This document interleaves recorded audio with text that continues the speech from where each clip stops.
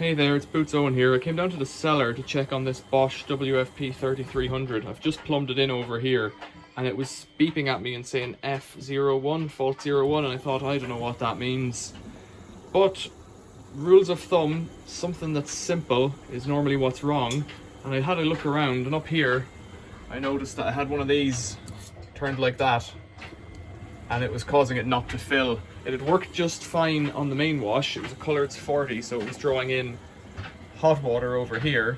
But when it went to do its rinse, couldn't draw in any water, gave an error code. So I turned the thing back on again and pressed start again, and it just continued in its cycle. And I'm happy, because that's another disaster averted in the land of washing machines.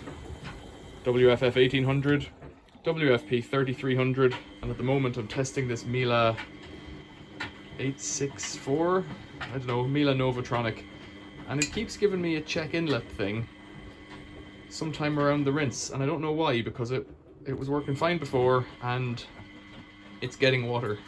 So it might be a fill time exceeded thing. The water seems to be coming in slowly and I don't really understand why. That is a problem for another day, but right now this one's working. Thanks for watching, see you later.